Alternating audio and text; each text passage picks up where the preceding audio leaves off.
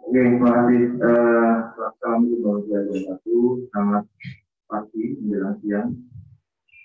Di tempat ini kita ada tentang manajemen pekerjaan berprofil. Ada beberapa baru oleh beberapa yang di Kawanis dari PKP. Seperti kita tahu sebenarnya ya cukup banyak ya beberapa fiskal itu, dan ini biasanya sangat komplikated di ruangan. Mulai dari ini motor yang nggak ngembang, dan penerapan itu sendiri, evaluasi sakitnya, evaluasi sehatannya, dan waktu yang ngembang, kemudian ditaruh medik atau diteskan dengan ditumor korban, nyari, kemudian baru naik meja kerja, itu perlu waktu yang lama. Nah ini ada penjelasan ya tentang manajemen beberapa fiskal ini. Aktif juga kita harapkan ya. Baik, waktu kurang lebih 15 sampai 20 menit ya. Silakan. Semuanya online, semuanya sudah bisa ya. Oke. Silakan juga ya. Oke, terima kasih. Ya. Baik, Assalamualaikum warahmatullahi wabarakatuh. Selamat pagi menjelang siang para rekan PPD sekalian, yang terhormat Dr. Isnin Anang selaku pembimbing kami. Pada kesempatan kali ini saya Zulfayandi dari PPDS Bedah TKP mohon izin untuk menyampaikan tugas ilmiah mengenai manajemen pembedahan bronchopleura fistel pada tuberkulosis paru. Ini outline presentasi saya. Nanti saya mulai sedikit ada ringkasan kasus pengantar, kemudian pendahuluan, kemudian mengenai BPF, dan persiapan preoperasinya, manajemen pembedahan, dan pasca operasinya. Baik, ini ada sedikit ringkasan kasus pengantar seorang laki-laki usia 44 tahun dengan keluhan utama sesak napas, ada batuk, dan ada penurunan berat badan. Nah, kemudian pasien ini memiliki riwayat TB paru kurang lebih 10 tahun yang lalu, dengan pengobatan menurut pasien sudah dilakukan selama 6 bulan. Dari riwayatnya tidak didapatkan diabetes mellitus maupun hipertensi.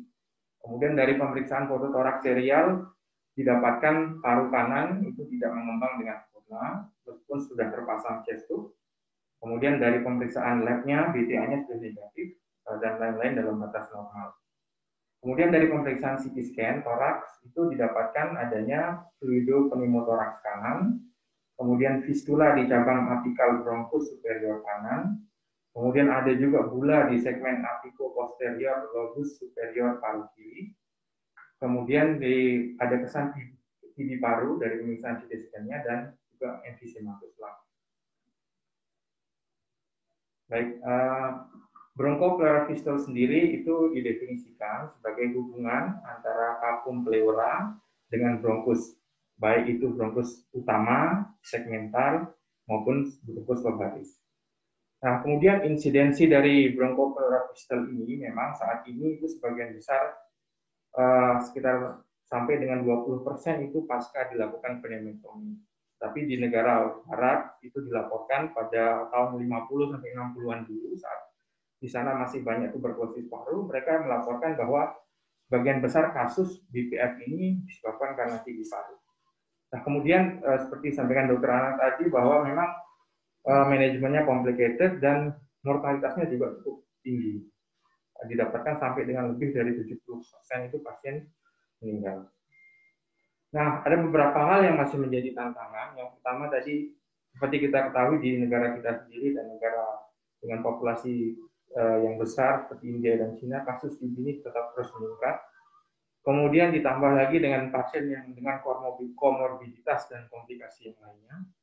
Dan juga disebutkan bahwa memang perawatannya ini cukup memberikan tantangan karena cukup lama dan komplikasi. Nah, bronchopleura fistel itu didefinisikan atau diklasifikasikan menjadi dua. Yang pertama yang mengklasifikasikannya sebagai bronchopleura fistel yang sifatnya sentral.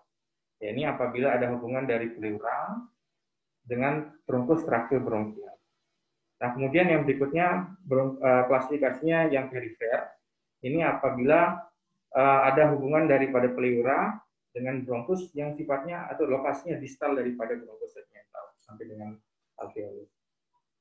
Kemudian dari segi etiologi ini berbagai macam, seperti yang disebutkan tadi, sebagian besar saat ini, utamanya di negara barat, itu oleh karena pasca pneumotomi atau lobektomi, kemudian ada juga sebagian kasus pasca bronkoskopi, dan ada sebagian kasus karena reseksi limfonodi.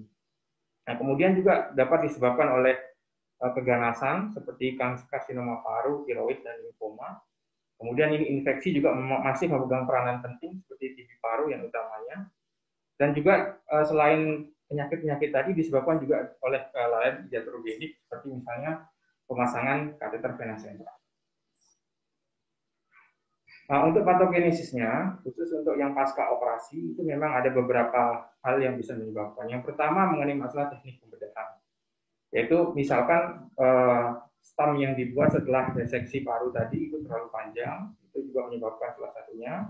Lalu kemudian komplikasi dari pasien sendiri, misalkan ada diabetes mellitus, ada infeksi paru yang lain, itu juga menyebabkan fistel lagi. Kemudian pada saat pembedahan atau pada saat reseksi itu ada yang menyebutkan jika terlalu banyak devaskularisasi bronkus, itu menyebabkan bagian distalnya itu lebih mudah untuk terjadinya fistel kembali. Nah, kemudian untuk infeksi, ini untuk TB paru, oleh karena adanya kemungkinan endobronchial TB, atau terbentuknya fistel spontan karena infeksi TB, baik itu TB yang aktif maupun TB yang sudah dilakukan pengobatan, tetapi tidak DECO. Nah, beberapa penyakit lain seperti COPD, HIV, pneumonia, abses paru juga mungkin menyebabkan adanya bronkopleural fistel. Nah, dari pemeriksaan fisik, khusus bagi pasien yang pasca reseksi, ini ada beberapa tanda, antara lain apabila kita dapatkan pasien pasca reseksi paru adanya nyeri dada dan sesak yang mendadak, disertai dengan adanya emfisema subkutis, atau tiba-tiba hemodinamik pasien tidak stabil. Kita patut curiga bahwa mungkin adanya bronkopleural fistel. Nah, pada pasien yang lain itu bisa juga terjadi sampai tension pneumotoraks, di mana ini bukan kegawatan. Kemudian ada kebocoran udara yang persisten pada sistem water-field drainage-nya. Kemudian juga spektrum lain ialah munculnya misalnya emfyema, kita periksa pada pemeriksaan. Dan yang lain, dan untuk khusus bronkopleural fistel yang sifatnya kronis, kadang-kadang tidak muncul gejala yang spesifik seperti yang disebutkan di atas. Nah, kemudian berikutnya dari fototoraks apa yang bisa didapatkan, antara lain pertama peningkatan intrapleural space. Kemudian ada new air fluid level yang kita belum didapatkan dari foto toraks sebelumnya dan dilakukan serial kemudian didapatkan lagi. Kemudian tadi seperti disebutkan adanya pneumotoraks atau tension pneumotoraks, atau misalnya pada foto serial seperti yang pada gambar ini ada penurunan air fluid level lebih dari 2 cm. Maka ini kita bisa curiga bahwa mungkin ada fistel yang terbentuk. Nah, kemudian ini pemeriksaan CT scan. CT scan memang yang sangat dianjurkan untuk pada diagnosa dari bronkopleural fistel karena keakurasiannya. Yang pertama, tanda yang bisa ditemukan sama seperti tadi pneumotoraks, atau bisa juga ditemukan adanya pneumomediastinum dengan emfisema subkutis, atau tidak terisinya pada pasien yang post reseksi kavitas yang sudah direseksi tidak terisi oleh cairan. Atau yang lebih jelas lagi itu bisa tervisualisasi fistelnya dengan jelas, seperti misalnya pada ini. Tapi kadang-kadang pada penyakit-penyakit yang sifatnya kronis selama TB paru kadang-kadang sulit tervisualisasi dengan jelas. Nah, kemudian berikutnya ini pemeriksaan yang juga penting sekali, di mana kita bisa melihat langsung daripada fistel dengan menggunakan bronkoskopi. Nah, beberapa tanda yang ditemukan antara lain ada defek mukosa langsung yang dilihat, atau misalnya ada bubble pada fistel yang diamati pada bronkoskopi, atau misalnya dengan bantuan pewarnaan yang dimasukkan melalui chest tube-nya sehingga muncul nanti di fistelnya. Nah, beberapa pemeriksaan lain yang agak jarang dilakukan, ini end-tidal CO2, bahkan lebih jarang lagi adalah pemeriksaan menggunakan radioisotop. Karena kedua pemeriksaan terakhir ini meskipun memiliki keakurasian yang cukup tinggi sampai dengan spesifitas 100%, tapi ini tidak banyak membantu untuk menentukan etiologi atau penyakit penyerta lain yang didapatkan di paru. Nah, kemudian bagaimana pasien yang diputuskan untuk dilakukan operasi. Nah, yang pertama persiapannya adalah nutrisi pasien harus adekuat. Jadi apabila pasien masih sulit untuk intake-nya lewat oral, maka disarankan untuk menggunakan gastrostomi maupun menggunakan NGP. Kemudian yang berikutnya disarankan bahwa kadar daripada serum albumin itu lebih dari 3. Karena yang kurang dari 3 itu meningkatkan angka gagalnya fistel, artinya setelah dilakukan penjahitan kemudian gagal lagi. Kemudian yang berikutnya ini untuk pasien dengan TB itu paling tidak sudah dilakukan pengobatan selama 2-3 bulan. Tetapi memang ada catatan khusus dari versi yang kami baca bahwa pada MDR TB kurang lebih ada sekitar 50 pasien itu setelah dilakukan pengobatan 2-3 bulan itu dan tidak didapatkan BCA yang negatif, maka tetap dilanjutkan untuk pembedahan. Apalagi misalnya melihat kondisi klinis pasien yang tidak baik. Nah, kemudian berikutnya apabila nanti direncanakan ada reseksi paru juga pada pasien TB, maka perlu diperiksakan paru-paru, kemudian penghentian rokok, dan yang terakhir perlu sebelum operasi sebaiknya kita lakukan edukasi pada pasien mengenai fisioterapi, mengenai edukasi postural drainase karena perawatan yang cukup lama pasca pembedahan. Nah, kemudian bagaimana manajemen pembedahan? Yang pertama adalah yang paling penting mengatasi kegawatannya dulu. Seperti yang disebutkan tadi bahwa tension pneumotoraks, sepsis, gagal nafas harus diatasi terlebih dahulu. Kemudian dipasang juga chest tube untuk drainase, baik itu drainase udara maupun drainase emphysema apabila ada. Kemudian perlu dilakukan antibiotika dengan pemeriksaan sensitivitas terhadap antibiotik. Kemudian disarankan untuk dihindari pasien itu berbaring pada posisi fistel yang berada di atas karena dapat terjadi pulmonary flooding sehingga paru yang sisi kontralateral juga ikut terinfeksi. Kemudian dilakukan penilaian komorbid dan paru. Dan untuk pembedahannya itu ada 3 prinsip pembedahan. Yang pertama, apabila didapatkan infeksi pada paru seperti emphysema, maka harus dilakukan drainase terlebih dahulu, drainase pleural. Kemudian yang berikutnya, setelah drainase adekuat, maka dilakukan debridement jaringan infeksi maupun jaringan yang tidak viable. Setelah itu baru dilakukan repair terhadap bronchopleura fistula dengan atau tanpa reinforcement. Nah, ini beberapa yang kami bahas teknik operasi. Yang pertama tadi adalah kontrol infeksi. Pada pasien dengan infeksi paru ini merupakan prosedur yang penting. Yang pertama yang bisa dilakukan adalah melalui open window tracheostomy. Nah, pada open window tracheostomy ada beberapa teknik insisi, tapi yang kami sampaikan di sini adalah insisi yang mana berbentuk U terbalik. Kemudian setelah dilakukan insisi, dibuatkan flap. Setelah dibuatkan flap, maka kosta yang di depannya ini, 2 kosta, kadang-kadang sampai bisa dengan 3 kosta, tergantung seberapa besar yang kita perlukan lubang untuk drainase, itu direseksi. Nah, setelah itu dibentuk jahitan flapnya, itu dijahitkan pada diafragma atau pada pleura parietalis. Sehingga ini terbentuk ada lubang yang terbuka. Nah, operasi BPF sendiri itu bisa dilakukan 2 tahap. Apabila pada saat pembukaan pertama sudah bisa dilakukan drainase dengan baik, vakum pleuranya sudah bersih, maka bisa dilanjutkan dengan repairnya. Tetapi apabila belum dirasa cukup, maka ini harus dibuatkan open window tracheostomy, yang mana ini jalan keluar daripada pus dan infeksi dan sebagainya. Kemudian yang berikutnya selain open window tadi bisa juga Anda kerjakan dengan VATS, bisa baik itu single port maupun double port. Tetapi memang ada kekurangannya. Apabila infeksinya menyeluruh besar, maka tentunya penggunaan VATS tidak bisa menjadi tidak adekuat untuk drainasenya. Kemudian yang berikutnya, setelah dilakukan drainase, maka bisa dilakukan repair BPF-nya. Nah, ada beberapa cara. Yang pertama, langsung dilakukan penjahitan pada yang fistel yang lubangnya. Atau kedua, diambilkan fascia dari lain, misalnya dari abdomen, itu dibuatkan flap atau dibuatkan graft, dan graftnya itu dijahit pada bagian fistel yang terbentuk tadi. Atau yang ketiga, ini juga bisa digunakan dengan stapler. Nah, pada penyakit infeksi memang seringkali penjahitan primer yang dilakukan itu komplikasinya bisa jebol lagi, sehingga perlu dilakukan reinforcement, terutama pada pasien yang pasca reseksi pneumokoki. Nah, beberapa beberapa bahan yang bisa dilakukan untuk reinforcement antara lain otot-otot di abdomen, bisa dilakukan juga dengan menggunakan omentum, diambil omentum, ditutup stump-nya atau pistolnya yang sudah dijahit, atau otot-otot di toraks anterior ini seperti otot serratus, otot latissimus, dan lain-lain. Nah, kemudian yang berikutnya tadi apabila sudah dilakukan penjahitan BPF, maka memang pada pasien-pasien dengan tuberkulosis paru ini kan perlu dilakukan drainase banyak, apalagi yang MP-nya banyak.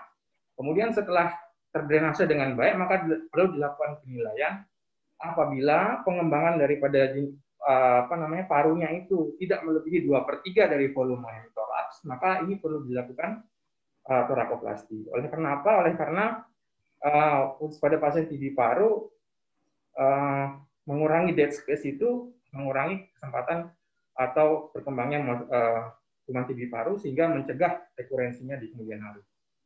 Nah, yang kedua, torakoplasti juga fungsinya untuk obliterasi daripada dinding torak. Nah, ini ada salah satu teknik yang kami sampaikan, yaitu teknik torakoplasti posterior, di mana dilakukan insisi daripada medial scapula melewati tip bawah daripada scapula, kemudian scapulanya diangkat dengan retraktor scapula, dan di sini sudah bisa tampak kostanya, kemudian dilakukan reseksi kosta. Nah, reseksi kosta ini bisa langsung diambil kostanya dengan periosteum, atau periosteumnya bisa ditinggal. Nah, kemudian yang berikutnya, karena kita lakukan reseksi kosta mulai dari kosta 2 sampai kosta ke-6 itu, dan kosta ke-7 ini biasanya tidak direseksi secara sempurna. Tetapi apabila tidak direseksi, maka ini ujung daripada scapula ini umumnya terletak pada kosta ke-7, sehingga kalau tidak direseksi sebagian, itu pasca operasinya menimbulkan nyeri yang cukup tidak nyaman bagi pasien, sehingga perlu dilakukan reseksi sebagian. Nah, kemudian setelah dilakukan reseksi ini bisa langsung dilakukan kolaps terapi, langsung kolaps, atau bisa juga spasiumnya ini diisi dengan otot-otot. Jadi dibuka, ototnya diambil, kemudian dimasukkan seperti ini, dimasukkan ke dalam melalui sela interkostanya untuk mengisi ruang dead space yang ada di dalam paru. Nah, manfaatnya apa? Manfaatnya dengan menggunakan otot-otot ini adalah vaskularisasinya masih baik, sehingga komplikasi jangka panjang bisa dihindari. Sebetulnya bisa juga dengan materi-materi lain yang sifatnya benda mati, seperti misalnya wax, parafin, itu bisa juga dimasukkan ke dalam vakum toraks. Tapi penelitian yang kami baca bahwa jangka panjangnya sering menimbulkan komplikasi-komplikasi.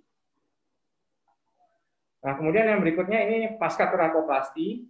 Ya, ini tadi yang seperti sudah disebutkan bahwa mengurangi dead space dan mengurangi risiko untuk pengembangan kuman TB-nya. Tetapi ada kekurangan memang. Yang pertama, torakoplasti ini kadang menimbulkan skoliosis karena hemitoraks yang sebagian itu sudah dikolaps. Kalau apabila collapsing-nya itu tidak sempurna, maka otomatis akan menimbulkan kemiringan pada postural. Kemudian yang kedua, otomatis ada penurunan kapasitas vital paru. Kemudian yang berikutnya ada restriksi dari bahu, dan yang terakhir ada juga mungkin menimbulkan nyeri kronik apabila, utamanya tadi seperti yang kami sebutkan, apabila kosta ke-7-nya itu tidak direseksi sebagian. Nah, untuk pasca operasi ini ada beberapa yang penting. Nomor 1 adalah perawatan open window terakostominya, karena ini sifatnya drainase, harus cukup bersih. Maka ini setiap hari di ruangan harus dibersihkan, harus dirawat, kasarnya harus diganti. Yang kedua, analgesinya harus cukup karena pasien dengan ini cukup nyeri, bisa dilakukan juga sampai dengan manajemen nyeri melalui epidural. Kemudian yang berikutnya manajemen nutrisi seperti yang saya sebutkan di awal, dan berikutnya ialah pencegahan DVT, karena sebagian besar pasien dengan operasi paru, operasi toraks yang mayor itu risiko DVT-nya cukup meningkat, sehingga diberikan stocking atau bahkan bila perlu heparin.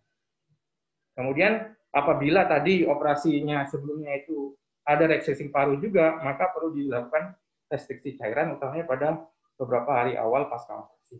Dan yang terakhir yang juga tidak kalah pentingnya adalah fisioterapi bagi pasien, karena dia akan mengalami atau mendapatkan defek yang cukup lama, apalagi sampai dengan torakoplasti. Terima kasih, dokter. Terima kasih. Dokter siapa tuh Pak? Zulfayandi. Untuk permulaan tadi kasusnya akhirnya diapakan pasiennya? Mohon izin dok. Jadi waktu itu pasien disuguhkan pada tanggal 5 kalau nggak salah. Jadi pasiennya karena belum selesai pembuatan TV-nya, dilanjutkan pembuatan TV. Kemudian karena klinisnya waktu itu dari diskusi sudah membaik, jadi pasien dipasang sementara untuk drainasenya menggunakan IPC karena masih ada penemuan. Siap, Teta cantik, makasih.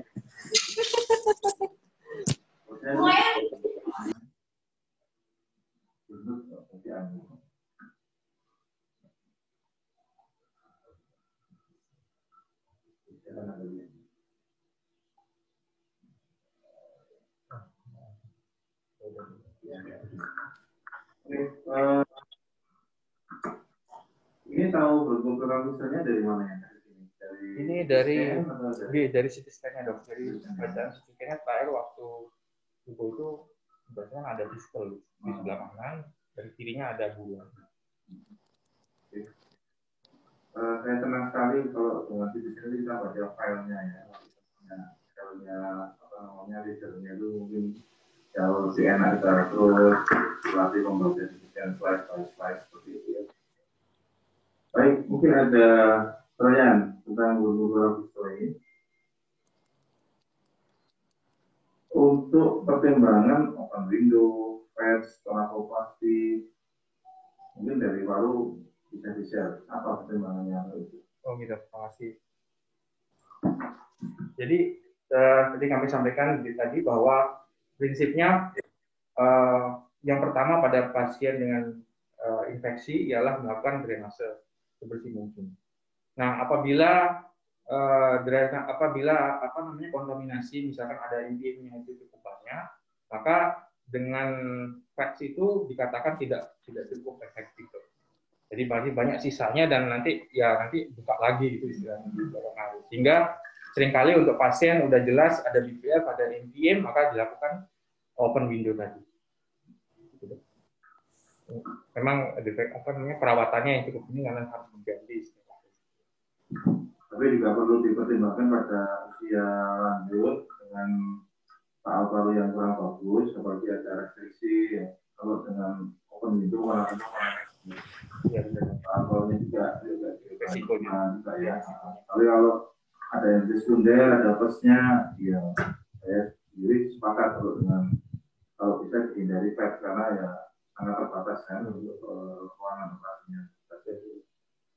Baik, mungkin ada pertanyaan mungkin sudah mulai ada gambaran kalau ada gangguan pistol apa aja yang harus dikerjakan ya, CT scan dan konsul langsung ke radiologinya minta review yang mendalam ya. Apakah ada gambaran pistol atau enggak, di posisi mana ya, sangat berguna bagi kita untuk manajemen pasien-pasien gangguan pistol ini. Mungkin pertanyaannya ada psikometris ada. Baik, dengan demikian ada lagi ilmunya hari ini? Ada ya, satu aja ya. Oke, terima kasih atas kehadirannya. Ini direkam ya, terus ditaruh di channelnya Bapak Surabaya. Sudah dibuat nggak? Sudah, cuma untuk sharingnya aja belum bisa caranya.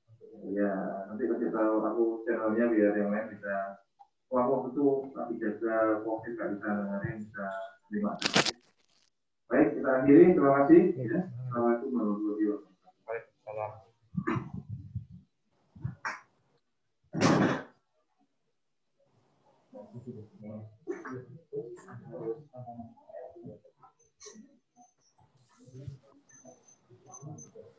Thank you.